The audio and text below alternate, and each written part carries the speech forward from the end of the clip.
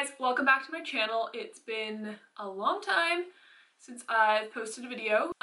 So since I've been home, it's hard to like make stuff about Disney because it's so sad when you come home and you're Disney dead and you have the post-Disney depression, which is super real.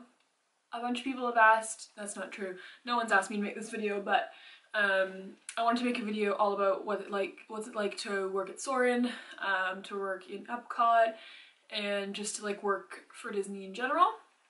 Because I know a bunch of people like to see these videos, and I know that I would always search for videos like this right before I started my program, so I thought I'd make one for y'all. I don't say y'all, that was weird. If you've seen some of my other videos, you know that there was like a bit of a delay with the drug testing and everything, so all my traditions and stuff got pushed back. So I didn't actually know that I'd be working at Soarin until I think it was my traditions day. It was either my traditions or my welcome to ops, which was like right after each other. And so I was obviously really excited because I didn't know that was even an option for people in my program to work at. So that was really exciting. And then a couple days later I started training. So basically it's, I believe, 4 days of training and then your assessment day, if I'm right. And so Tiana and I had training together, which was awesome. Basically training it's overwhelming at first. It can seem like a lot, but just remember that there's always people around to help you out after you're done assessment. So don't be afraid to like use people as your resources, because it definitely seems like a lot of information as soon as you start. Day one is I think you're just pretty much going through all the roles and stuff and like walking around. There's a lot of OG, so a lot of reading to do, and you can't take any of those materials home. So I think for Soarin we had like 200 pages or so of OG to read, which is the, what's that stand for? Operational guide, maybe? And Tiana will totally attest to this too. Some days we were literally like this, looking down, trying to keep our eyes open and actually falling asleep while reading it because it is very boring, but you have to read it. So just skim it because it's always available afterwards if you need to like have a refresher or something. So that is super boring, but everyone's gonna do it. I'm pretty sure every location will have its own like version of its OG. And also, if you're training at Soarin, get ready for basically, I don't know if you've ever ridden Living with the Land, but that scene with the barking dog and the like crowing rooster, basically the training area, like meeting room, is right above that. So every minute or so you get to hear the dog bark and the rooster crowing, so that's kind of triggering. Also, not to like ruin character integrity, but the meeting room is also right above the garden grill. As you know, the garden grill is a character dining experience. So when Mickey and Pluto and Chip and Dale have to, you know, take a break to recuperate, that's where they go. So if you don't want the magic ruined, don't go up there. You can't avoid it. So yeah, training and then assessment day. Assessment is, in my opinion, easy. I think it's really easy, but after I started, I know a bunch of people who actually failed assessment, which was like, I thought was really weird. I think some people may have failed it intentionally for like whatever their own personal reasons were for that. But it's like 80 or so questions, like a multiple choice test, which is pretty easy. Don't get too freaked out about that. And then basically you go through and do every position and are just watched in every position to make sure you know what you're doing. I think the most important thing is just to know your safety stuff. Don't mess up on really big safety things because that can definitely get you to fail assessment. Otherwise, it's easy. Just don't worry too much about that.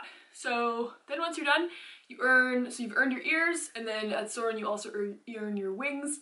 And you guys have seen those. I kept them from my uniform, from my costume.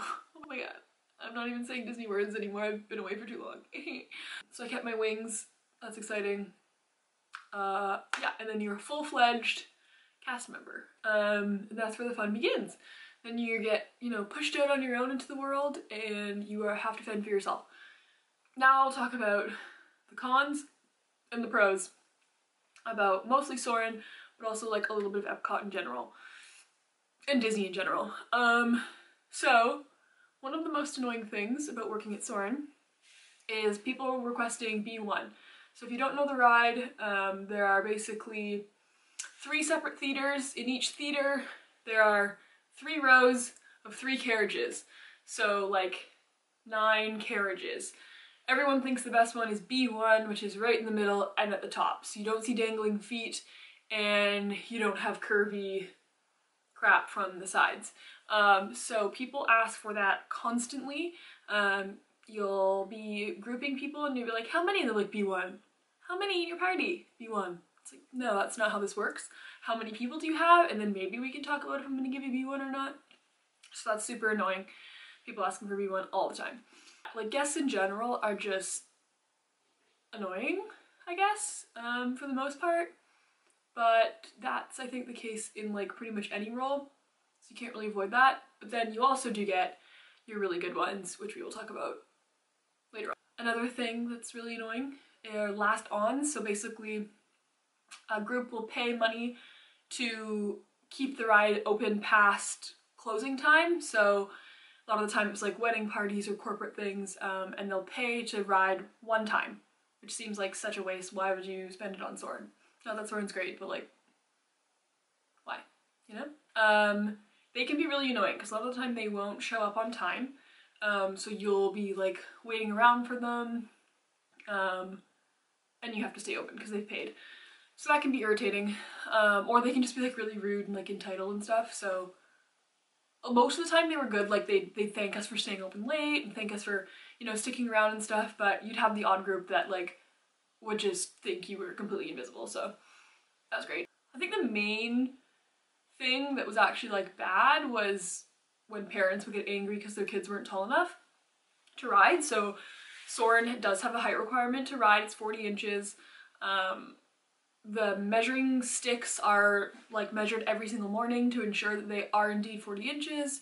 But you'd still get parents who were let on other rides, or kids that were let on other rides. So some other rides just aren't as diligent about measuring kids. We were really diligent at Soarin', I know. But parents would like to use that as an excuse, like, oh, especially like, oh, we rode Splash Mountain yesterday, you know, blah, blah, blah. And so it could be bad. So I remember I had a little, I think it was a little girl who I measured who wasn't tall enough. And the parents kind of put up a bit of a fight and blah, blah, blah. And then they just kind of left. And then I see the dad go to the bathroom, which is right next to the queue, like entrance. And he returned and proceeded to stuff the girl's shoes with paper towel, like right in front of me, like very close, in close proximity. So I watched this whole thing go down. And I'm like, oh great, they're gonna come back and try to get measured now and I'm gonna have to confront them. And of course they did. They came back and I said, they're like, oh, can you remeasure her? And I was like, sure, I'd love to. And of course she was tall enough at that point and I said, no, like I watched you stuff your kid's shoes with paper towel. Like that's absolutely not okay. Like you can't do that. So no, she can't ride, sorry. And then they always like to try and get a second opinion or, you know, can I speak to a manager thing, but a manager is gonna say the same thing. Hopefully. There's one that won't. There's one that will let kids ride when they aren't tall enough, but that's a whole other thing. And anyone who works there knows what I'm talking about. ECVs, so what does that even stand for? Electronic something vehicle? I don't know, but scooters. Especially the ones that are rented by Disney, they're super, super heavy. And our queue can accommodate them because the ride is new, so the lines are, I was gonna say thicker, but like wider, so they can come all the way down. So we'd have to move them a lot. So you get your foot run over, or you run over your own foot, which is usually what I would do. And there's a pain in the ass in general. Cat? Also, I guess the number one thing about just Disney in general is the pay. The pay is bad. Don't expect to make money. Some people make money, good for them. Like, all the people who are like, oh my god, I saved so much money working for Disney. I'm like, bye. Like, I was living my best life, spending all the money I wanted on all the merch I wanted, all the food, whatever. I was working 30 hours a week. I didn't want to work a lot. Some people want to work a lot and make money. It's not what I was there for. It's not what you should be there for either. So if you're wanting to save up over the summer for something, Disney's really not the place to do it. But some people do save money and whatever.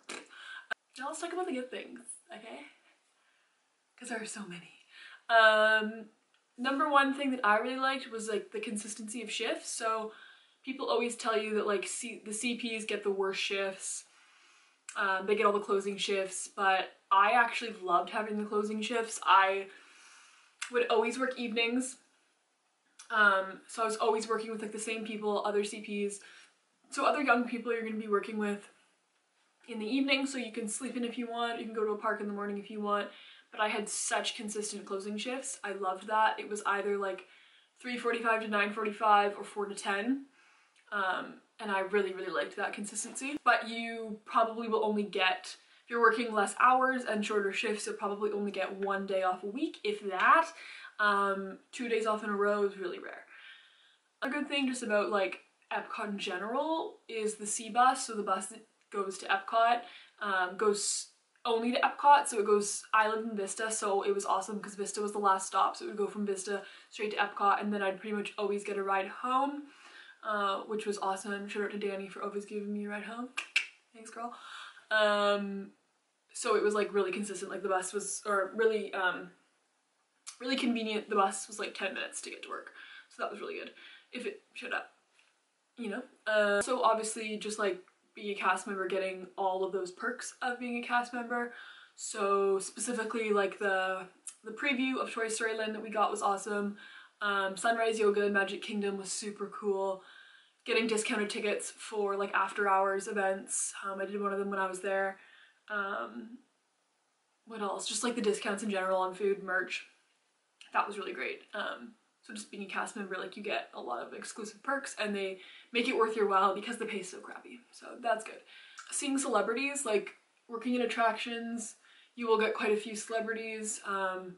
Personally, I had and got a photo with, even though you're not supposed to, Teresa, how do you say her name?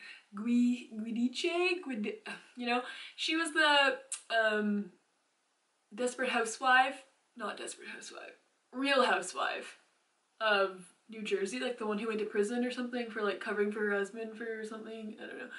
But she came and was the world's biggest diva, exactly how you would picture her, but I got a photo with her because I was like, you're kind of famous, I want this for my Instagram. Tim Allen came into my gate because he was there for the opening of Toy Story Land, so had him in my gate, got to seat him, I don't know. He's really old, that's all I can really say about him. I feel like there were more, but I can't even remember. Yeah. So you'll see a lot of celebrities working in attractions. Another thing that was cool, a lot of guests, when they come on like family vacations and stuff, they will prepare and like hand out things to cast members, basically saying like, thank you for working here, thank you for making magic, blah blah blah. So I had a couple of those. I don't know if I showed them in my like haul video, but I got a couple of those and those are always really cute. Just like a reminder that people appreciate what you're doing, because a lot of the time it seems like they don't, so that's always good. On that same vein, us doing magical moments for guests with Soarin', we always had one planned. It would usually happen around 4 o'clock.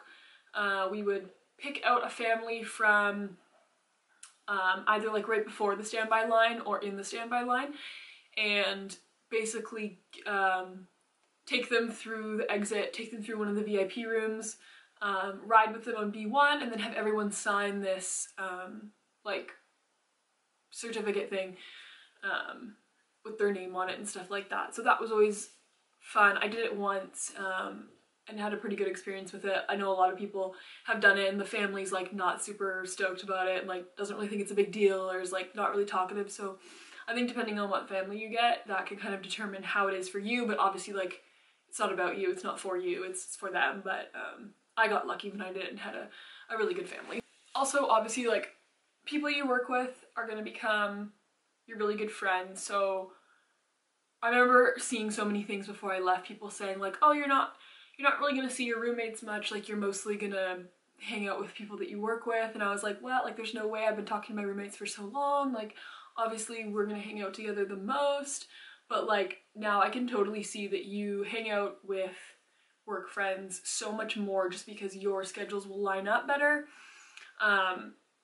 And like, you know, you go through all the good and the bad things at work together, so you'll hang out with them a lot more. And I totally did. Obviously tried to hang out with my roommates as much as possible, but it was always hard to get us together just because of our work schedules. So it was really good to have people at work that were like really awesome and really cool.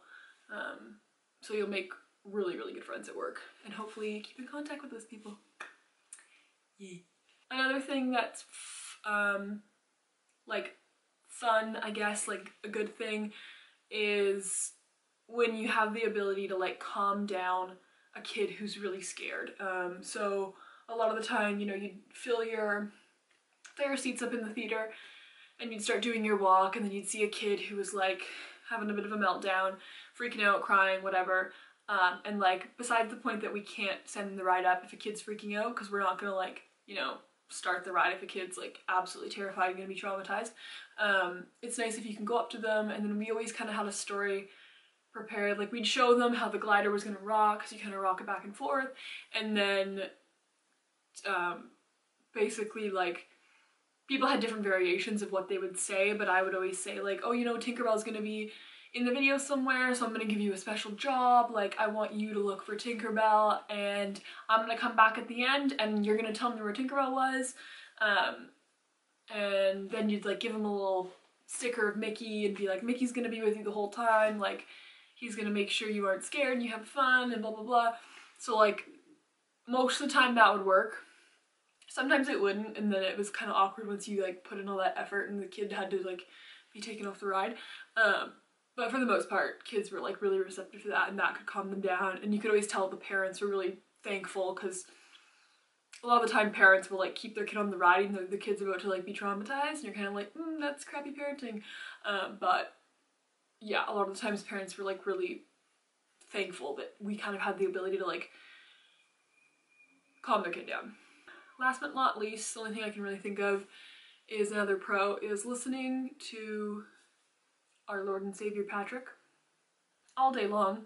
I think someone figured out that if you had a 6-hour shift and you were in the gates the whole time, you would hear Patrick spiel approximately 50 times. So I guess that could be a con if you're, you know, evil, but Patrick is great. And then you get to hear this all day. Is that even that focus? I don't know. Nice work, pal. Yeah, so I think that's pretty much it. I'm sure there's tons of things I left out. If you have any questions about working at Soarin, leave them down below, or just Disney in general. If you've worked at Soarin in the past and think I missed something really important, definitely let me know. I keep burping. I just ate a lot of pho, as the white people call it, and it's making me burp a lot. And I keep thinking I have lip gloss on my teeth, so I'm doing that a lot. Let me know.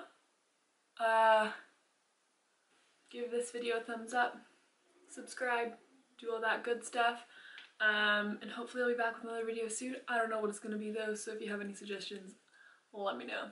Alright, bye! What can I say except you're welcome for the tides, the sun, the sky. Hey, it's okay, you're welcome.